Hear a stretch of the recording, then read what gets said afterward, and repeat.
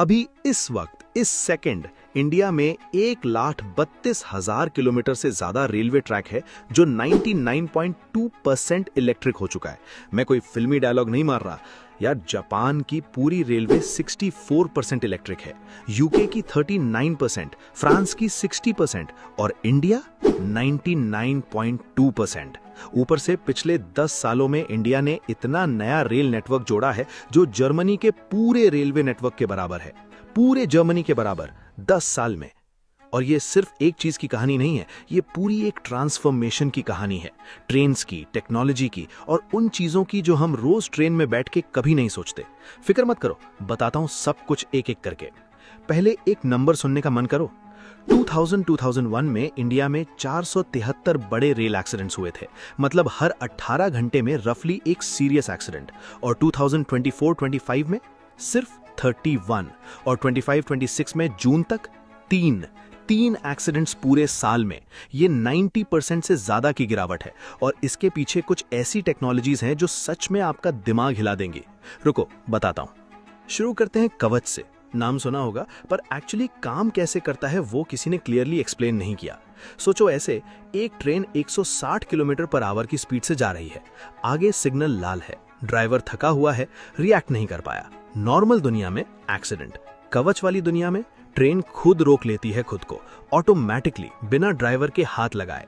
RFID tags track में लगे हैं। हर एक स्टेशन का अपना सिस्टम है जो ट्रेन को मूवमेंट अथॉरिटी देता है, मतलब कितनी दूर और कितनी स्पीड से जा सकती है। ये इंफॉर्मेशन रेडियो टावर्स के जरिए कंटिन्यूसली ट्रेन के अंदर के कंप्यूटर से बात करता रहता है।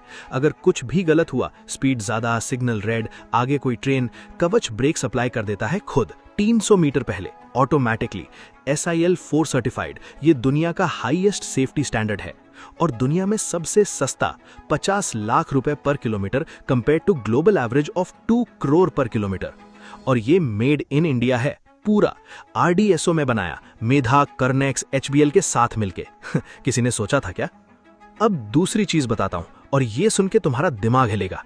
ट्रेन चल रही है फुल स्पीड पे, एक व्हील के अंदर क्रैक डेवलप हो रहा है धीरे धीरे अंदर से, किसी को नहीं दिखता। पुरानी दुनिया में कोई फिजिकल इंस्पेक्शन, कोई ट्रेन्ड मैकेनिक, कोई मैनुअल चेक। नई दुनिया में wild system, wheel impact load detector. ये ट्रैक के किनारे लगा एक सेंसर है, जैसे वेइंग मशीन होती है फुटपाथ पे। जब ट्रेन का व्हील उसके ऊपर से गुजरता है, वो एग्जैक्टली मेजर करता है कि कितना फोर्स पड़ रहा है। नॉर्मल व्हील का फोर्स होता है 1 नंबर में, डिफेक्टिव व्हील का फोर्स सडनली स्पाइक करता है और इंस्टेंटली अलर्ट आ जाता है। 24 ऐसी सिस्टम्स अभी इंडियन रेलवेज में डिप्लॉय हो चुकी हैं, मतलब 24 चेक पॉइंट्स पे हर ट्रेन का हर व्हील सीक्रेटली टेस्ट हो रहा है, बिना रुके, बिना एनीवन नोइंग। और बताता हूं एक और, MIVS, machine vision inspection system, एक AI कैमरा सिस्टम जो दौड़ती ट्रेन के नीचे झांकता है और 0.1 सेकंड में बता देता है कि कोई बोल्ट ढीला है, कोई पार्ट हैंगिंग है, कोई चीज मिसिंग है। 130 किलोमीटर पर आवर स्पीड में, बिना ट्रेन रोके। ये अभी 3 जोन्स में पायलट बेसिस पे चल रहा है, north east frontier, south east central और डेडिकेटेड फ्रेट कॉरिडोर। रिजल्ट्स देख के रेलवेज ने MOU साइन किया है 4 और MIVS लगाने का। रुको, अभी और भी है। फॉग, इंडिया के नॉर्थ में विंटर्स में फॉग इतना डेंस होता है कि लोको पायलट को 50 मीटर आगे भी नहीं दिखता और train 100 to 130 kilometre per hour से जा रही होती है। इसलिए रेलवेज ने फॉग सेफ्टी डिवाइसेस बनाए हैं। 2014 में सिर्फ 90 थे, आज 25,939 है, लेकिन अभी वो इससे भी आगे जा रहा है। IIT मद्रास के साथ मिलकर रेलवेज ट्राइनेत्र डेवलप कर रहा है, एक सिस्टम जो ऑप्टिकल कैमरा, इंफ्रारेड कैमरा और रेडार या लाइडार तीनों को कंबाइन करता है।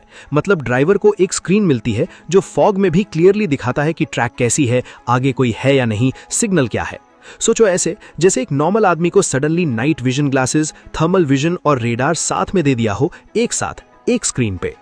अब बात करते हैं ट्रेन्स की, क्योंकि यहां पे भी रेवोल्यूशन चल रहा है।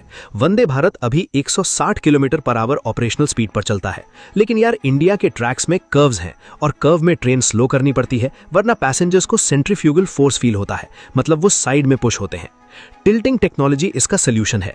एग्जैक्टली वैसे काम करता है जैसे मोटरसाइकिल वाला शार्प टर्न में अपना बॉडी टिल्ट करता है इनवर्ड्स। कोच का बॉडी अंदर की तरफ झुक जाता है कर्व में और सेंट्रीफ्यूगल फोर्स पैसेंजर्स को फील ही नहीं होती, स्पीड नहीं गिरानी पड़ती और इसके लिए नया ट्रैक बनाना नहीं पड़ता, एग्जिस्टिंग ट्रैक्स पे ही ये काम करता है। Italy, Switzerland, Japan, Germany 11 countries में ये चल रहा है। अब इंडिया लाने की तैयारी हो रही है Vande Bharat EMU train sets में और target speed 200 kilometre per hour से ज्यादा, वही ट्रैक्स पे। और इन नई ट्रेन्स के कोचेस क्या? एल्यूमिनियम, स्टेनलेस स्टील नहीं, एल्यूमिनियम अलॉय, क्योंकि एल्यूमिनियम स्टेनलेस स्टील से 30 to 40% हल्का होता है, मतलब सेम इंजन से ज्यादा स्पीड, कम एनर्जी कंजम्पशन और जर्नी में कम झटके। हर पैसेंजर को 3 पिन सॉकेट USB सॉकेट मिलेगा, 0 discharge toilets, hot shower first AC में, एयरक्राफ्ट जैसा इंटीरियर। यार ये रेलवेज की ट्रेन है सीरियसली। अब बात करते हैं एक ऐसे टॉपिक की जो आपको पर्सनली अफेक्ट करता है, वेटिंग लिस्ट। टिकट बुक करो, वेटिंग लिस्ट 200 नंबर पे। फ्रस्ट्रेटिंग है, लेकिन एक्चुअली क्या हो सकता है इसका solution? Dynamic fair system already railways implement कर रहा है। जैसे फ्लाइट का टिकट होता है, डिमांड के हिसाब से प्राइस एडजस्ट होती है और ट्रेन ज्यादा रन होती है बिजी रूट्स पे।